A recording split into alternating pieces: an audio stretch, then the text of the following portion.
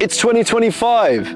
What a blessing it is to be alive in 2025. Can we make that the new motto? Can we make that the new slogan? What a blessing it is to be alive in 2025. Yes, sounds good. It has a nice ring to it. Now, we need to talk about your New Year's resolutions because I know you've got some. You always have some. They never work though, do they? We make a New Year's resolution. 2 months down the line, we've already broken it and we've started eating chocolate again. Oh dear, I eat chocolate all the time. I love it. No one's watching. Sometimes the local badger watches me, but not always. Other times it's the local robin. Someone's always watching me eat chocolate and calling me out for it. Get out into nature and eat some chocolate, it's fine. Raw cacao is my favorite. It's the most beneficial chocolate there is on earth. Did you know that real chocolate is actually so good for you, full of magnesium? It's gonna keep you young and fresh. We're talking about New Year's resolutions, George, not chocolate. I'm bored. Okay, sorry, let me capture your attention again. New Year's resolutions, we need to talk about them. They're important, and I'm gonna talk to you about New Year's resolutions and how to make sure you actually stick to them and ones that actually work. But before we do, let's take a moment to appreciate what a blessing it is to be alive in 2025.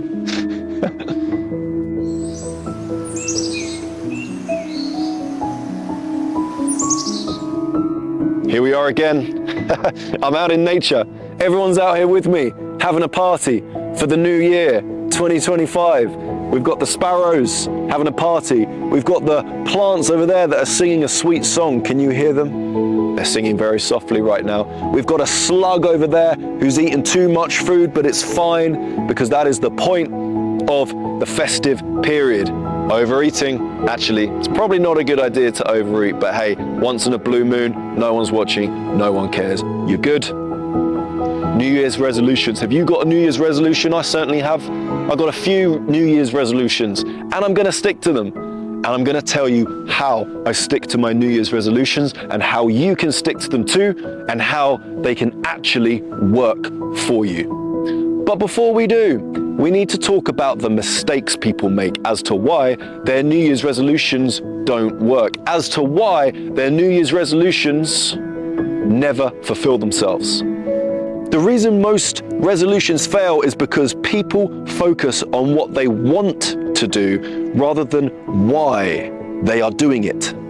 Instead of saying, I want to lose 10 pounds, George, and I say, you go for it, you tell me, George, this is why I want to lose 10 pounds.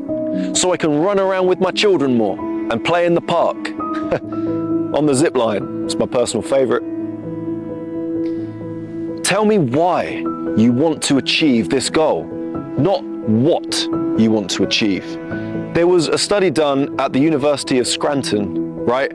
And what they found was very interesting. They said that, or they conducted a study where there were people who actually wrote down why they want to achieve their goals, and they were 42% more likely to achieve them just by writing down the why instead of focusing on the what. So maybe you need to focus on why you're doing this New Year's resolution as opposed to what is it? Like giving up chocolate. Tell me why you're giving up chocolate, please. Not what, but why. You get it? I get it. The berries get it.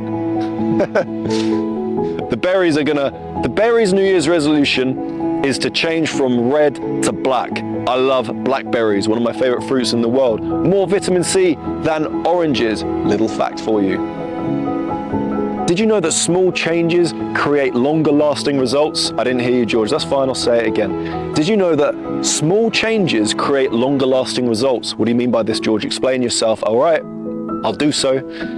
If you make small little changes, it's been proven in neuroscience to rewire the brain to achieve the desired goal.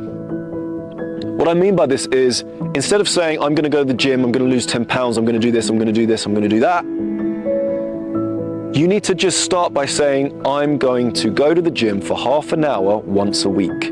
Very small changes, but in the right direction. I'm giving up chocolate, George. Don't give up chocolate. Just stop eating it as much as you currently are. I'm going to go for a run every single day, George. No, you're not. I don't know anyone who goes for a run every single day. What you're going to do is you're going to start going for a local walk. maybe twice a week, maybe once a week, for 10 minutes. 10 minutes, George, that's not going to do anything. Yes, it is, because it's a small step in the right direction. And then what happens over time is you build it up and up and up.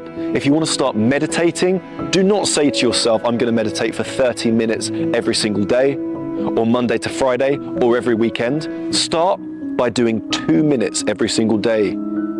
You get your timer, you set 2 minutes, and you find time throughout your day to meditate for 2 minutes. And if you don't have time to meditate for 2 minutes, then you need to meditate for 2 hours, because you need to find time to meditate for at least 2 minutes, right? You see what I'm saying now? Small, simple steps. The brain is very imaginative. The brain is very intelligent. And what we tend to do is we try to overachieve than underachieve. We think to ourselves, I'm going to start a business. It's going to be $1 million business. No. Why can't your business generate $30,000 every year? That's a wonderful start. That's a realistic start. You see what I'm saying? Small steps. Always small steps. George, I want to get out in nature more like you do. Great. Do it once every single week and don't put a timeline on it. And don't put a destination on it either. You can go to the local park, right? You can find a nice patch of green near your house. You can go into your garden for 10 minutes a day and just sit and listen. Small, simple steps to achieve that New Year's resolution. Because what happens when you plant a seed? I don't know, George, tell me, what happens when you plant a seed? Well, that seed sprouts into a beautiful potato. Yep, that's right, potatoes. What else? Tomatoes, pine trees, right? Flowers, all kinds of things. You plant a seed and it turns into something humongous. But it doesn't happen overnight. It doesn't happen in a week. It doesn't happen in a month. It doesn't happen in a year. It takes a long time, slow, steady steps to achieving the big end desired goal. You've got to look at your goals exactly the same. Do not set a goal for 6 months' time, because 6 months is a long, long time. And chances are you're not going to be motivated for 6 months. That's why a seed doesn't turn into a tomato plant overnight.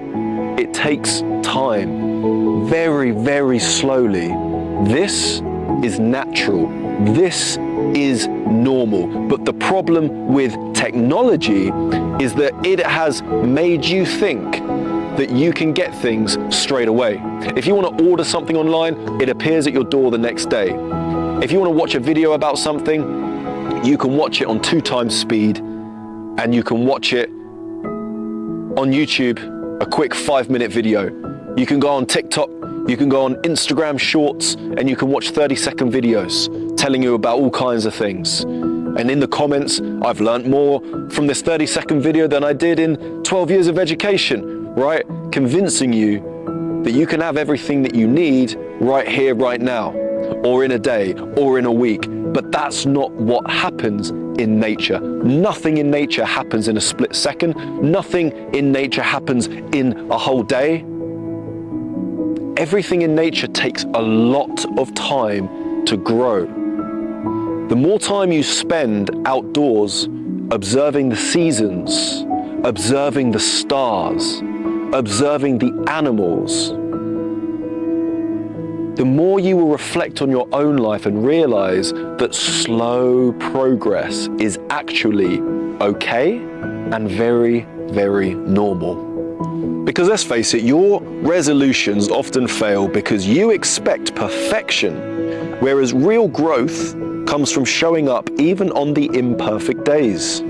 I was a personal trainer for many years, and I worked with people who went through extraordinary transformations from being very unfit and unhealthy to extraordinarily fit and very, very healthy, health markers going up. Do you think that those people ate healthy every single day? Do you think those people hit their workout, hit the gym every single day? No, they didn't. Sorry to break it to you. Of course there were slip-ups. Of course the journey wasn't perfect, because I'm going to remind you again that perfection isn't even real. It doesn't exist. You can't achieve perfection. So don't make your goal a perfect one, because you won't achieve that. Make your goal realistic, but allow yourself to slip up along the way. Allow yourself days off from achieving that goal. Generalize the goal. Don't make it too specific. Don't make it too perfect, because then you're not going to reach it. And then what are you going to do? You're going to beat yourself up for it. You're going to beat yourself up for it. Nobody wants that. If your resolution, for example, is to be healthier, then you need to spend time with people who value fitness and mindfulness, because this will naturally encourage your progression.